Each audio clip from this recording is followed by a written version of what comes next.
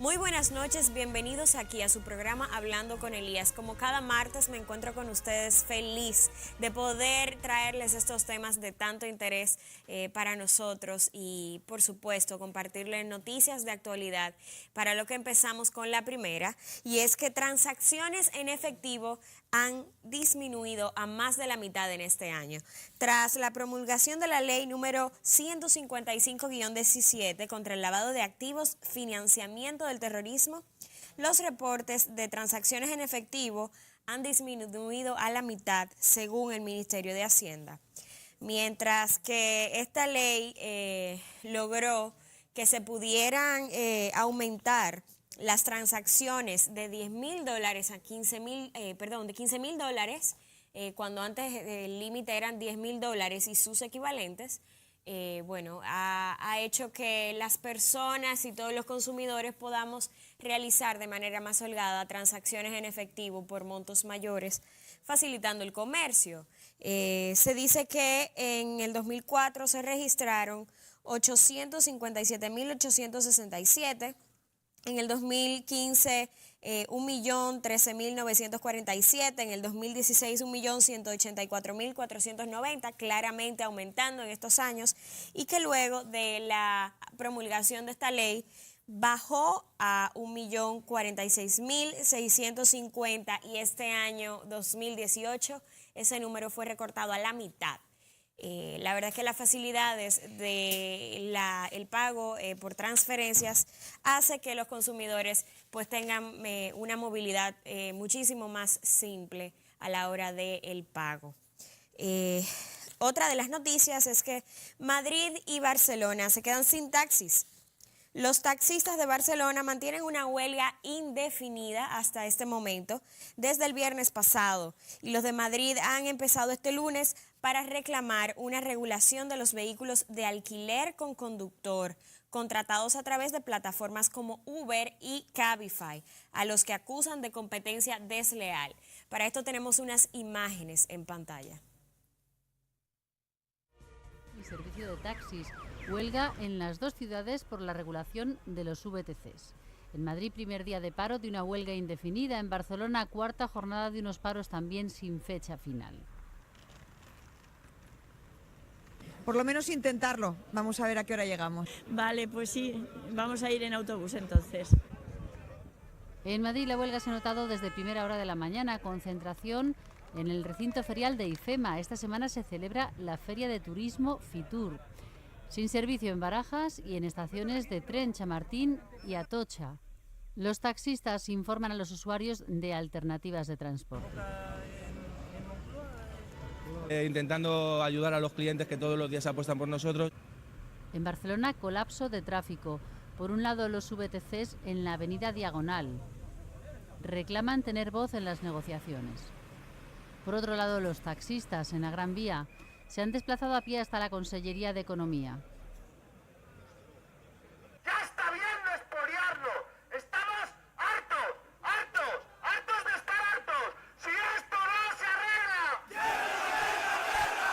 Los taxistas catalanes quieren que el Gobierno acepte que el tiempo de contratación de vehículos con conductor sea superior a 15 minutos. Bueno, lo que están exigiendo los taxistas en España es que se les prohíba a los vehículos contratados por plataformas virtuales transitar por las calles si no tienen previamente un acuerdo o un servicio ya contratado, con el interés de que haya más taxis regulares en las calles que de este tipo de servicio. Por otro lado, Rusia sufre la quema de 2 barcos que se incendiaron en el Mar Negro y hasta ahora hay aproximadamente 14 muertos. La Agencia Federal de Transporte Marítimo y Fluvial ha recogido 14 cadáveres y ha observado 3 más sin poder recogerlos y llevarlos a tierra. Hasta ahora solamente se estima que hay 14 muertos, pero hay muchos más desaparecidos. El incendio se llevó se originó cuando dos barcos estaban intercambiando, o bueno, un barco estaba alimentando a otro de combustible, y se dice que el fuego se pasó de un barco a otro. La tripulación de ambos barcos era de aproximadamente 31 marineros, y hasta ahora las cifras dicen que aproximadamente la mitad ha perdido la vida. Por otro lado, en el Día de la Altagracia que conmemoramos ayer, se honró a la Virgen de la Altagracia dando un Te Deum Gracia en la Basílica de Higüey. El presidente Danilo Medina asistió ayer a la Basílica Nuestra Señora de la Altagracia en Higüey, donde participó en un Te Deum en honor a la Madre Espiritual de todos los dominicanos. En esta homilía, el nuncio del Papa hizo un llamado para prodigarle mayor amor y veneración a la Virgen María. El jefe de Estado estuvo acompañado de su esposa en una ceremonia presidida por el obispo de la diócesis Gregorio Nicanor Peña Rodríguez, quien además es el presidente de la Conferencia del Episcopado Dominicano. Este estuvo acompañado de sacerdotes y las diferentes parroquias de la región. Durante la homilía que le correspondió al nuncio del Papa Francisco, Caleb Musa Abdallah Bade Papa, se refirió a la importancia de prodigar el amor y la veneración a la Virgen María, destacando que a ella deben hacerse peticiones, oraciones y honores debido a que es la madre de todos.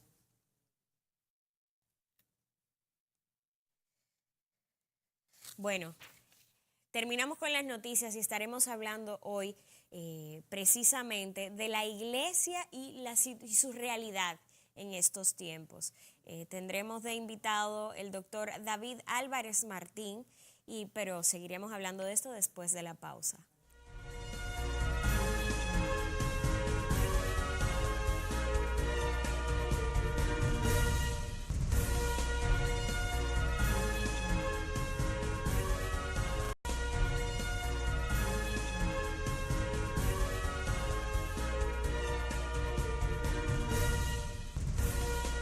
Estamos de regreso en Hablando con Elías. El tema de hoy despierta pasiones en diferentes sectores.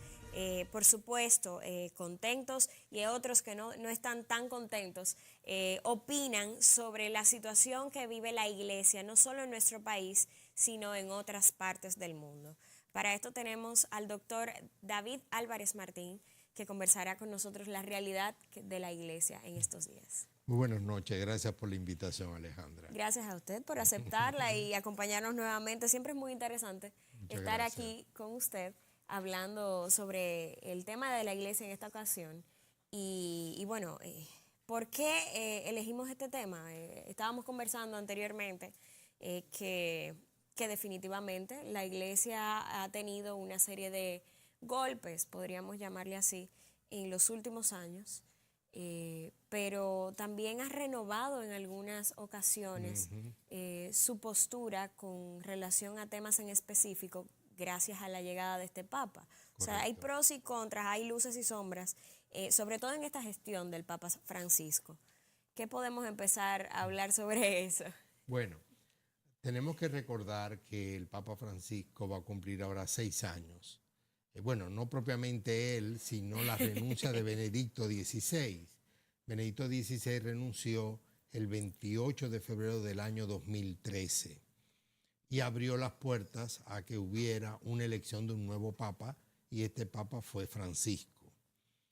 La llegada de Francisco ha despertado muchas esperanzas dentro de la feligresía, el clero y la gente que están fuera de la Iglesia Católica Romana.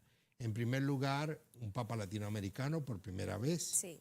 En segundo lugar, primer jesuita. Nunca había habido un jesuita como papa.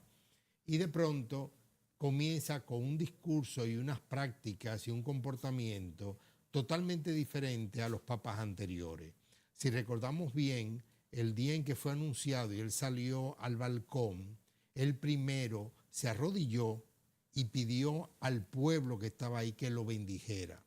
Una cuestión que rompió completamente los esquemas tradicionales, que era que primero el Papa bendecía. Él pidió la bendición del pueblo de Dios y después lo bendijo. Yo creo que el Papa Francisco representa en este momento de la Iglesia una respuesta a lo que son una serie de problemas que veníamos arrastrando desde hacía ya no décadas, posiblemente siglos, y que se intentó enfrentar con el Concilio Vaticano II, pero a pesar de lo avanzado que fue el Concilio Vaticano II, recordemos que eso fue en la primera parte de la década de los 60, muchos sectores conservadores de la Iglesia frenaron lo que serían las conclusiones y las aplicaciones del concilio. Y este Papa de alguna manera ha puesto en actualidad todo lo que se planteaba. ¿Qué elemento quizás sea más conflictivo en su papado? Que ha tenido que enfrentar un problema que no lo originó él, que fue el problema de los casos de abusos de niños y niñas por parte del clero. Es algo que comenzó siendo aparentemente poca cosa y que hoy en día se ha planteado como un problema mayúsculo. Como la crisis máxima de la Iglesia, podría Correcto. decirse. Yo creo que cualquiera que piense en la Iglesia Católica Romana hoy en día piensa en eso como el principal problema. Y es lamentable de que sea él el que lo tenga que enfrentar, porque el tener que enfrentar eso impide que él pueda empujar una agenda de mayores reformas dentro de la Iglesia. Pero esa misma crisis le da a él el sentido moral, el sentido de fuerza de que realmente la Iglesia amerita cambios profundos. Creo que el caso, después de la renuncia de Benedicto XVI, el caso más grave que conocemos fue el hecho de que se le pidió a la Conferencia Episcopal Chilena, a todos los obispos de Chile, la renuncia, debido a que estuvieron defendiendo, y lo expusieron a él incluso, defendiendo un sacerdote que claramente estaba involucrado en abusos de menores, y lo pusieron a él a decir que no, que eso era mentira, cuando toda la evidencia iba en contra. La Iglesia en Chile incluso ahora mismo se aboca a una reunión de laicos, mira qué curioso, que van a proponer elementos de transformación dentro de la misma Iglesia chilena. Sí, ahora mismo hay un sínodo compuesto por laicos que pretende buscar, trazar una especie de plan de cómo la Iglesia debería transformarse. Yo creo que eso es una pieza clave. Yo creo que uno de los aportes más fundamentales del papado de Francisco es el énfasis que él ha puesto en que los laicos, especialmente mujeres, ocupen posiciones de autoridad dentro de la Iglesia en y Chile ayuden a transformar. Sí, una manifestación de eso. La canciller del Arzobispado de Santiago de Chile es una mujer, no una monja, una mujer casada, con hijos, abogada, normalita, como digo yo, y está siendo la canciller del Arzobispado de Chile, que en la mayor parte de la diócesis lo ocupa un sacerdote. Pero podríamos explicar un poquito mejor qué significa ser canciller de una diócesis. Bueno, implica que es la persona responsable de todas las relaciones de la diócesis con otros estamentos de la sociedad, igual que en un caso de un canciller de un país en relación a los demás países, y tiene una gran importancia porque vela por los procesos internos en cuanto a documentación, legislaciones internas. Es una especie como de persona responsable de que el obispo no meta la pata dando la información adecuada. Casi un primer ministro de una diócesis. Bueno, pero esto que menciona sobre la forma en la que la Iglesia chilena ha tenido que responder a esa crisis que probablemente en este país fue donde más rápido o de manera más estruendosa golpeó, porque hemos visto casos de abuso a niños y a niñas por parte de sacerdotes en otros lugares, aquí mismo inclusive. Aquí mismo han ocurrido Sin casos. embargo, la manera en la que esto explotó en Chile fue muy contundente y por supuesto la respuesta también fue muy rápida y definida. Se pidió la renuncia a todos los obispos. ¿Cuál es la gravedad del caso chileno? La gravedad del caso chileno es que los obispos respondieron, parece, no conozco las intimidades, pero por lo visto no hubo obispo que le llamara al Papa la nota de decirles, su santidad tenga cuidado, que este sacerdote que están defendiendo no es tan bueno como dicen. De alguna manera, yo creo que el Papa se sintió traicionado por el episcopado, que son sus hermanos, en cuanto a no decirle la verdad. Había mucha evidencia en contra del sacerdote y lo expusieron. Tenemos que recordarnos, creo que fue en febrero que él visitó Chile, Sí. y tenemos que recordar que mucha gente casi lo abucheó. Es decir, él defendiendo a este sacerdote porque confiaba en que sus hermanos en el episcopado le habían dicho la verdad y que este sacerdote era inocente.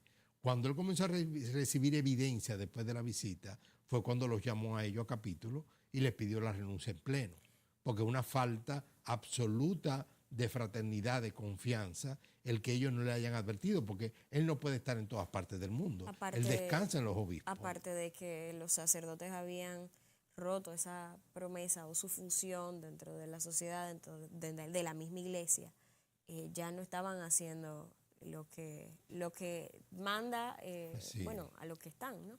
Parece mentira, pero por ejemplo, Chile no ha sido necesariamente el país que más casos ha tenido. Estados Unidos creo que lleva la delantera con mucho. Claro. En Irlanda se descubrieron casos que dan asco pensar todo lo que pasó.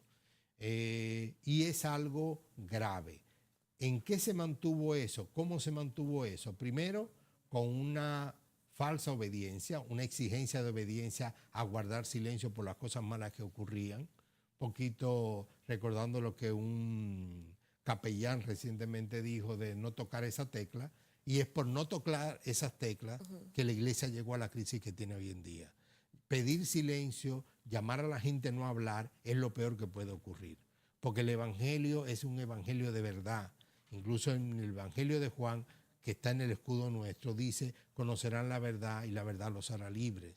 No podemos tener una iglesia, una comunidad de fieles sobre la base de la mentira, del callar. Todo pecado que se cometa, todo daño, especialmente contra los niños o niñas, tiene que ser denunciado. Incluso el arzobispado de Santo Domingo formó una comisión para tratar esos casos, que antes no existía. Eso lo manejaba discrecionalmente el obispo de cada diócesis. Ya en muchas diócesis se están estableciendo comisiones, en muchas de ellas incluso participando laicos para conocer los casos y someterlos. Esa comisión fue la que le aconsejó al arzobispo de Santo Domingo someter a un sacerdote por violación a una menor. Y fue el arzobispado el que lo llevó a la justicia. Eso es, yo creo que un paso hacia adelante. Por supuesto. Bueno, tenemos unas imágenes con relación a este tema. Veamos.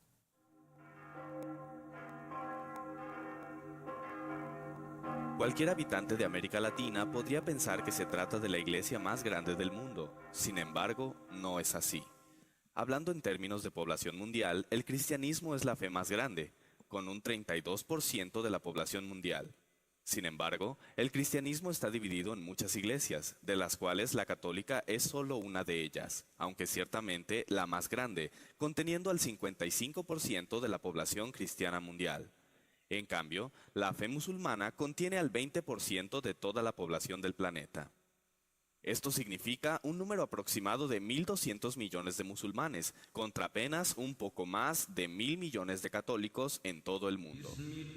Evidentemente, la fe musulmana tiene mayor número de adherentes que la Iglesia Católica Apostólica Romana. Sin embargo, este punto nos lleva a una pregunta que le quita el sueño a muchas personas. ¿Por qué la fe cristiana está dividida?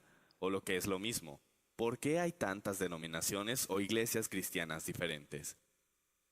Para conocer la respuesta, debemos remontarnos algunos cientos de años atrás, hacia la época del mismo ser que ha dado origen a la fe mayoritaria de un continente en el que ni siquiera nació, Jesucristo. Jesucristo nació judío, pueblo que posee una fe propia conocida como judaísmo, por lo cual Jesucristo fue educado creyente de esa fe. Significaba que adoraba en las mismas sinagogas que sus compatriotas. Los problemas comenzaron apenas cundió la popularidad de Jesús como el Mesías esperado, el Hijo de Dios, pues los dirigentes de la iglesia judía nunca le creyeron, y más creció su odio hacia él debido a las críticas que él hacía de sus prácticas erróneas, y debido a que como Hijo de Dios proclamaba tener la autoridad para llamar sus propios ministros, a cuyos principales 12 llamó apóstoles. Por lo tanto, los sacerdotes y autoridades políticas judías decidieron hacer con él lo mismo que habían hecho con casi todos los profetas anteriores, es decir, matarlo. Una vez que Jesús ya no estaba entre ellos, los apóstoles tomaron las riendas de las congregaciones, y podemos apreciar claramente que ellos ya celebraban sus propias reuniones de adoración separadamente a las de la religión judía. La razón era muy sencilla. Los seguidores de Cristo lo aceptaban como el Hijo de Dios y el Salvador, cosa que los judíos no han aceptado hasta el día de hoy. Después de la muerte de Cristo, los judíos continuaron persiguiendo a los cristianos. También los romanos se sumaron a la persecución. Una vez que los apóstoles y muchos de los creyentes en Cristo fueron muertos, la iglesia cristiana antigua tuvo que ingeniárselas para continuar funcionando. Pero esto conllevó muchos problemas, pues comenzaron serias discusiones referentes a diversos puntos de doctrina, ya que no había voces que los miembros de la congregación reconocieran como autorizadas para dar una respuesta satisfactoria. Para tener un ejemplo de cómo la doctrina cristiana original fue sufriendo modificaciones con el paso del tiempo, basta con repasar la lista oficial de papas y los hechos más trascendentales que hicieron durante sus administraciones, tales como ordenar a las mujeres para entrar a la iglesia con la cabeza cubierta en el año 67 al 76, la institución del agua bendita entre el año 105 al 115, etc. Así pues, durante el primer siglo después de Cristo y la mayor parte del segundo, las congregaciones de cada ciudad donde las hubiera continuaron con un líder a la cabeza denominado obispo, que resulta un sinónimo de pastor. Bueno, ahí hemos podido ver cómo se ha ido componiendo la iglesia desde sus orígenes y, bueno, tal vez desde sus antecedentes, ¿no? Pero me dice que tiene algunos comentarios. Sí, mira, hay varios comentarios que es bueno destacar. Toda experiencia religiosa está vinculada a la acción política. No con la Iglesia Católica, sino todas las iglesias. Por ejemplo, nada más hay que ver ahora la cantidad de pastores protestantes que están defendiendo a Donald Trump, que es un fenómeno que se apoyó mucho en un conjunto de cristianos conservadores del centro de Estados Unidos. Pero también el caso del presidente de Brasil, Bolsonaro, que también ha recibido respaldo de cristianos conservadores. En el caso de los musulmanes, medirlos en función de la participación en culto no es del todo correcta, porque recordemos que en la mayor parte de estos países, el que no practica públicamente la religión musulmana puede incluso ser condenado a muerte. Sí. Es decir, habría que esperar a que una sociedad de esa se abriera democráticamente y quedara en libertad la persona de tomar su decisión. Para saber cuál es el volumen exacto. Pasa lo mismo con la Iglesia Católica. En el caso de la Iglesia Católica, en un país democrático como este, nadie está obligado a ir a misa ni a participar de las manifestaciones de la fe. Y eso hace que el tamaño de la Iglesia Católica en el país, que no llega a un 25% de los verdaderos, pues es lo que realmente representa lo que la gente, el grupo de personas que desean manifestar su fe católica. Los protestantes son un poco menos de 20% y el resto son gente indiferente a nivel religioso. Hay una gran cantidad de personas en República Dominicana que no le interesa el tema religioso. Y en una sociedad libre eso es natural, de que cada quien decida si desea o no participar en religión y cuándo hacerlo. Ahora, eso yo creo que es fundamental. Hay algo interesante y es que en las elecciones pasadas hubo candidatos presidenciales con un discurso político muy abrazado al tema religioso. Correcto. Sin embargo, la población dominicana no respondió a ese discurso. Yo siempre he dicho que es parte de la inteligencia del dominicano. Fíjate bien que los dos candidatos que más votos sacaron, Danilo Medina y Abinader, ambos tuvieron expresiones en algún momento contrario al discurso religioso. Danilo Medina claramente fue el que propuso en el Congreso las 3 causales del aborto. Y Abinader llegó a tener encuentros públicos con la comunidad LGTB. Y aún así, la mayor parte de los católicos y protestantes votaron a favor de uno de los dos. No, aparte de que el otro grupo con tal discurso no sumó ni un 1% de los votos. No, yo creo que no llegaron a un 2%. Todos los que tenían todo un discurso, incluso llevaron pastores y todo eso juntos no llegaron a un 2%. Quizás sea la inteligencia del dominicano de separar sus convicciones religiosas de su fe, de su expresión religiosa. Contrario a Colombia, donde los grupos cristianos más conservadores hicieron abortar un referéndum que iba a darle un sí a la paz, proponiendo el no, lo cual resultó en el mundo entero como algo absurdo. ¿Cómo puede ser que una sociedad que llevara décadas sufriendo de violencia de pronto rechazara los acuerdos de paz. Otra cosa es que se pudieran hacer mejor, pero rechazarlo con el famoso voto a favor del no. O el caso de muchos cristianos que consideran que Trump es casi la segunda venida de nuestro Señor Jesucristo. O sea, ese tipo de cuestiones te habla a ti de cómo cuando tú mezclas religión con política resulta siempre algo negativo. Pasó recientemente con Ucrania y Rusia. La Iglesia Ortodoxa de Ucrania estaba bajo el liderazgo ruso. Ahora que hay un pleito, esa iglesia se separó y se declara independiente. Siempre hay esa conexión entre lo político y lo religioso. Bueno, vamos a seguir conversando sobre este tema tan interesante después de la pausa aquí en Hablando con Elías.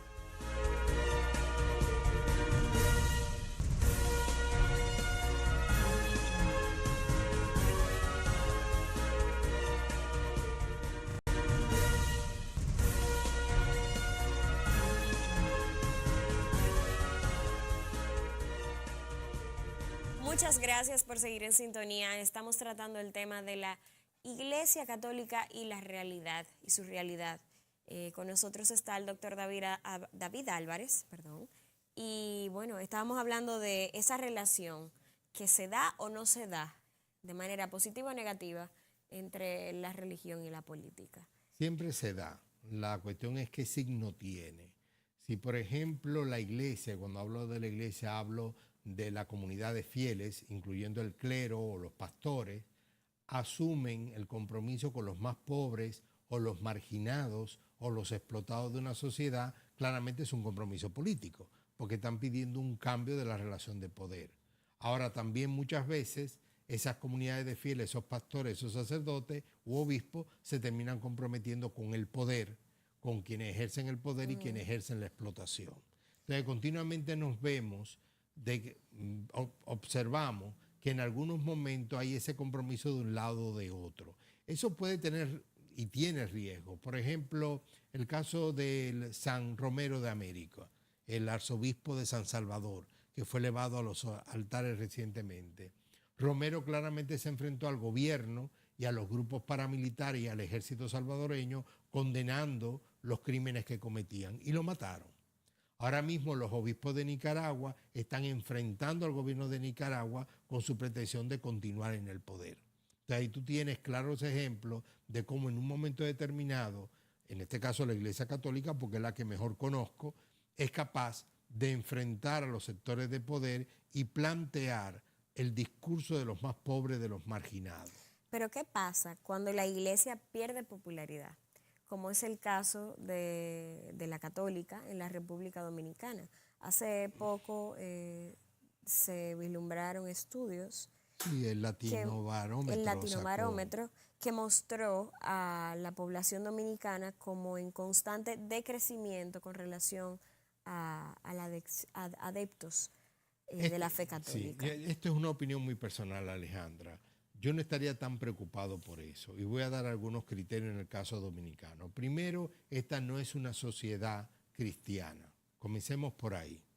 Si tenemos tantos casos de corrupción, si tenemos tanto narcotráfico, si un camión se accidenta y la gente roba lo que hay en el camión, o una persona tiene un accidente y en lugar de ayudarlo la gente roba lo que hay en el vehículo, no podemos hablar de una sociedad cristiana. Y mira, te estoy hablando de los más ricos y los más pobres. Si tenemos el caso reciente donde se filtró a la prensa o a los medios, mejor dicho, una entrevista de un empresario rechazando su responsabilidad en un hecho que murieron varias personas por un accidente en un trasiego de gas, no podemos hablar con una sociedad cristiana. O sea, lo que es una sociedad que se construyó bajo valores cristianos. Ni siquiera eso. Okay. Se construyó sobre la base de la violencia. La llegada de los europeos aquí implicó el exterminio de la raza aborigen, implicó la esclavitud, implicó sucesivamente el respaldo a prácticas violentas. Recordemos que fue un arzobispo el que excomulgó a Juan Pablo Duarte para apoyar a Santana. Al mismo tiempo, durante casi toda la tiranía, muchos obispos y curas respaldaron a Trujillo, hasta que al final los obispos tuvieron la valentía de enfrentarlo. Entonces, no podemos decir que esta es una sociedad mayoritariamente cristiana, ni católica, mucho menos.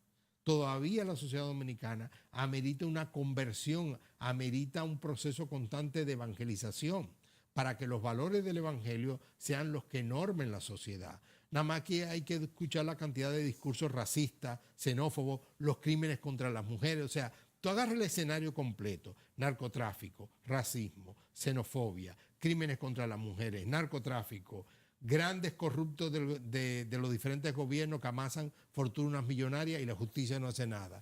Tú juntas todo eso, gente pobre que roba a una gente que tiene un accidente. Dice, por favor, si eso es una sociedad cristiana, estamos en las puertas del infierno. Entonces, cuando uno ve el panorama de conjunto de la sociedad dominicana, esta sociedad todavía no está evangelizada. Eso no quiere decir que los sacerdotes, los laicos, los pastores de la iglesia no hagan el esfuerzo, pero considerar esta iglesia a esta sociedad cristiana no lo es. No es porque el presidente vaya a la Altagracia y se tome una foto en la puerta, como vi en las noticias que tú colocaste. Eso no es cristianismo. Cristianismo es actuar con los valores que implican el evangelio. Ese mismo presidente, el cual ni es el peor ni es el mejor, fue el que dijo hace poco que eran los deportados los responsables de los crímenes, sabiendo todo el mundo que eso es mentira. Entonces, mi posición, Alejandra, es que indudablemente no somos una sociedad cristiana, no somos una sociedad católica. Aquí hay que trabajar mucho los valores, porque no lo somos. Entonces, el que la iglesia tenga un tamaño más reducido de lo que muchos imaginaban, me parece normal y me alegro de que sea así. Porque si somos mayoritarios y estamos provocando o somos corresponsables de todo lo que está pasando, entonces es grave el problema. Ahora, lo que sí requiere la iglesia es hacerse cada vez más humilde, más cercana a los pobres. No lo digo yo, lo dice el Evangelio, lo dice el Papa Francisco. Y comprometernos en transformar esta sociedad. No con candidaturas presidenciales, sino transformando el corazón y la actitud de la gente, construyendo mejores familias, donde la gente se cuide unos a otros. Nada más hay que pensar lo que implica la violencia en el seno de una familia contra la mujer y contra los niños. O sea, tú no poder estar seguro ni en tu casa.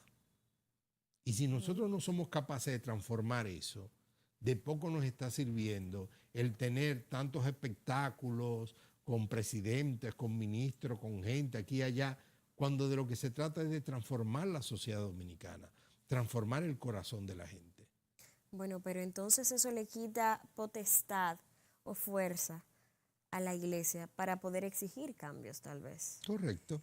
Entonces, bueno, por lo menos le quita acceso al poder, que después de todo no es una cosa tan ventajosa.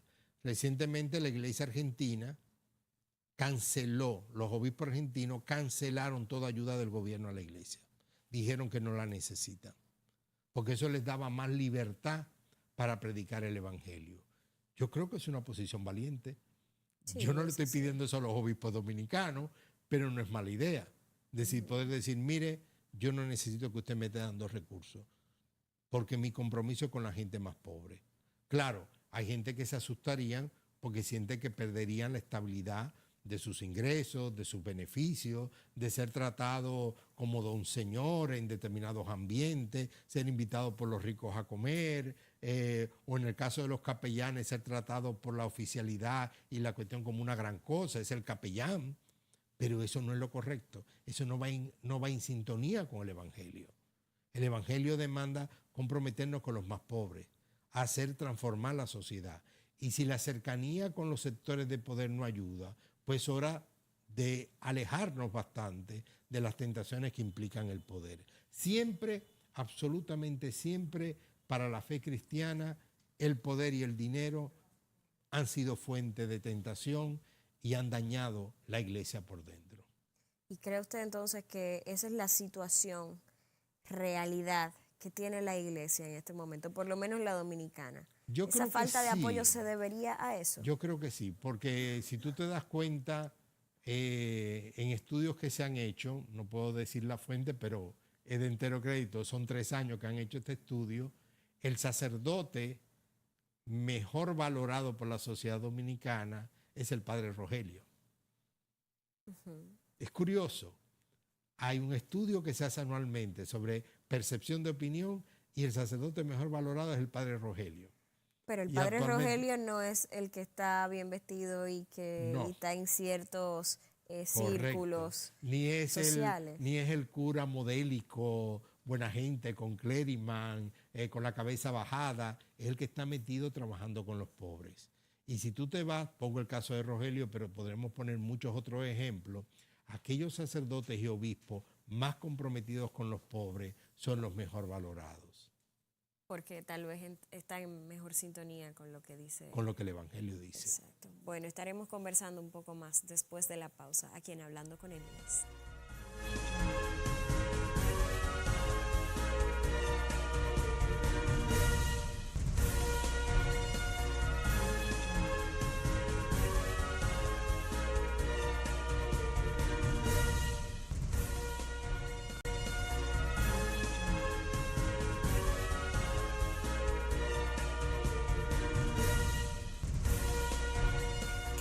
Regresamos aquí en Hablando con Elías. Estamos conversando sobre la realidad de la Iglesia Católica en la República Dominicana y el mundo.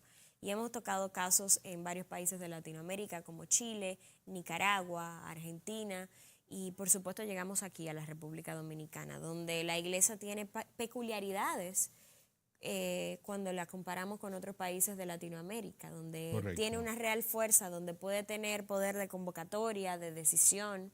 Y donde tiene voluntad política para poder exigir cambios a ese nivel. Pero en una sociedad como la que vemos aquí en República Dominicana, que mencionaba usted que no es una sociedad que se ha forjado con relación a los valores cristianos o católicos, Está muy lejos de ello. la Iglesia entonces debe tener unas características especiales que probablemente también la alejan de ese fin original de la Iglesia y la asemejan un poco a lo que ve la sociedad.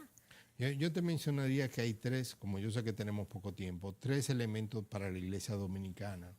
Los amigos míos sacerdotes, obispos con los que yo he hablado, que por cierto, al inicio del programa se dijo que el obispo de Higüey era el presidente de la conferencia episcopal, él lo fue. Quien lo es hoy en día es Diomedes Espinal, que es el obispo de Mao Montecristi. Pero mira, yo pienso que hay tres elementos que la Iglesia Católica Dominicana tiene que fortalecer. Yo, humilde bautizado, lo digo. Uno, mayor presencia de los laicos en todos los aspectos. Ya se está viendo, pero tiene que verse más. Tiene que ser real. Tiene Yo que lo he ser visto real y un poco efectivo. más pantalla. Mucha presencia de los laicos. Mucha pantalla yo lo he visto. Sí. Y dentro de esos laicos, mucha presencia de jóvenes y de mujeres. Mujeres que no sean monjas ni con pinta de monja. No tengo nada contra las monjas, creo que es una opción de vida magnífica, pero muchas veces a las mujeres que se les permite cierta visibilidad en la iglesia son las que, aunque estén casadas, ponen cara de monja o callan la boca o no dicen. No, mujeres activas, capaces de ser críticas y jóvenes. Mujeres que muchos se jóvenes. asemejen más a la realidad de Correcto. las mujeres. La mujer que trabaja, la mujer que está en la calle sí. buscando lo de su familia. Fíjate bien de que en el sínodo sobre los jóvenes, una de las conclusiones más lindas fue que ya se acabó aquello de ir a evangelizar a los jóvenes. Hay que preguntarle a los jóvenes y hacer que los jóvenes se vuelvan actores de la evangelización. O sea, no hacerle algo a los jóvenes, sino que los jóvenes dirijan el proceso. Te dije el caso de laicos, el tema mujeres y hombres y el compromiso con los pobres. Lamentablemente, la Iglesia Católica Dominicana necesita comprometerse más con los más pobres. Lo está comprometido. Hay muchos curas que no salen en primera plana, que están en los barrios trabajando en los campos. Eso se requiere un mayor compromiso. Y que sean los que tienen esos compromisos los más visibles. No necesariamente los curas que están en parroquias ricas o que andan de vedetismo en los medios, no, sino aquellos que realmente están más comprometidos y que puedan exponer cuál es el sentir de la gente. Yo creo que por ahí van los tiros. Lamentablemente, en los últimos días han salido noticias muy tristes de un cura pidiendo la reelección de Danilo, de otro mandando a callar al senador de Baní por hacer denuncia del narcotráfico. Esos no son los modelos. Claro. Los modelos son los que están comprometidos con los pobres y los que demandan justicia para la sociedad. Bueno, yo creo que culminando con eso no se termina mejor, ¿verdad? Bueno, esto ha sido todo por hoy aquí en Hablando con Elías. Muchísimas gracias por su sintonía.